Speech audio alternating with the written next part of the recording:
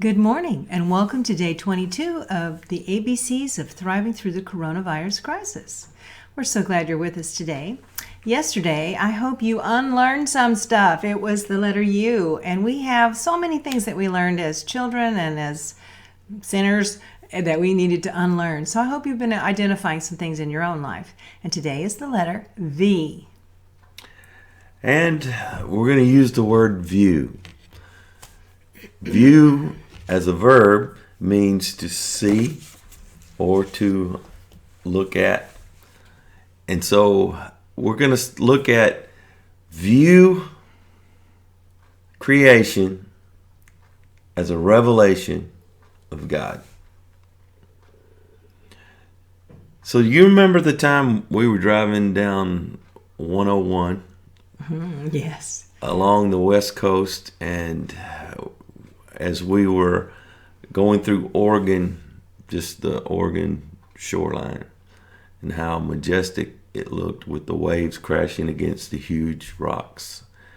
And it just said something about who God is. Yeah, we went above the clouds on the road. It was awesome. Mm-hmm. Well, one of the things that a view that I remember is Mount Rainier. I grew up in Washington State, or that's what I claim, and lots of times you would just say, "Oh, where's the mountain?" And you would turn around and you would see it hovering above the housing development or above the road, because it was so large and it was so tall that from wherever you were, if you were looking in the right direction, you could often see it. And so whatever you were looking at, like your city, was in the foothills, but the mountain was just sitting above it, and it looked like it just hovered over. And it just made me realize how magnificent God is. The magnificence of the mountain gave me an awe for the bigness of God. Mm-hmm. Remember when we would pass Monarch Pass as we were crossing the Continental Divide Scary. in Colorado, and especially when it was snowy and everything was so white, it just took your breath away. It did. And another view I remember is Niagara Falls.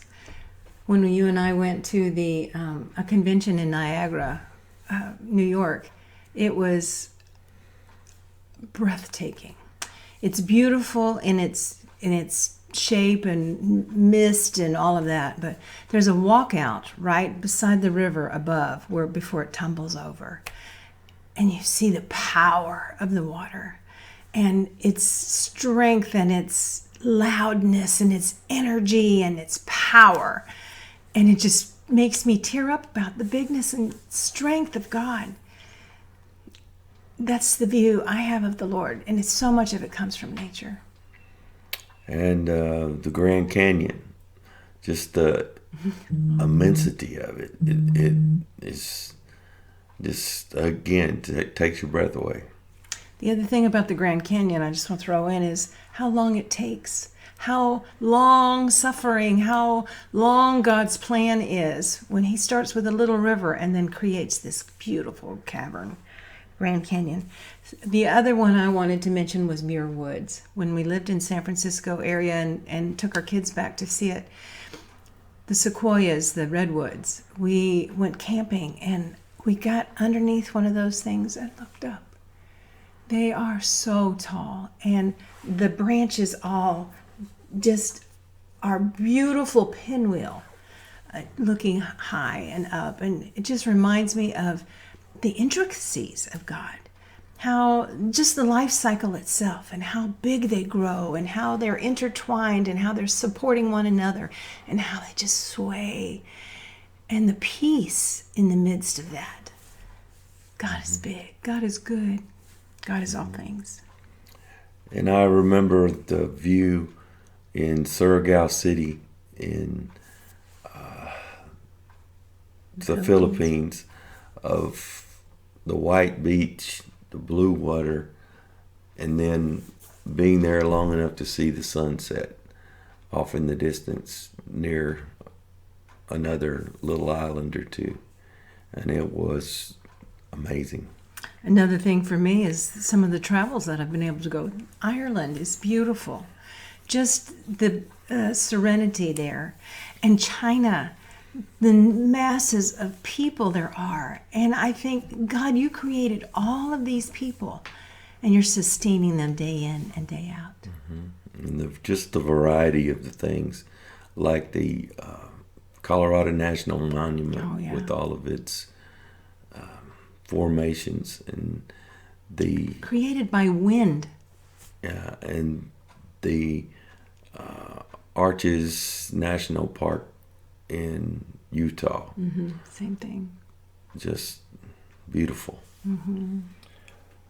Well, it says in Romans chapter 1, verse 20, "For since the creation of the world, God's invisible qualities, his eternal power and divine nature have been clearly seen, being understood from what he has made, so that men are without excuse." So in nature, we see what God is like. He planned it that way. Yeah. So today, as you're out, even in your backyard or wherever you happen to be, just view creation as a revelation of who God is. We love you, and we'll see you tomorrow. Bye.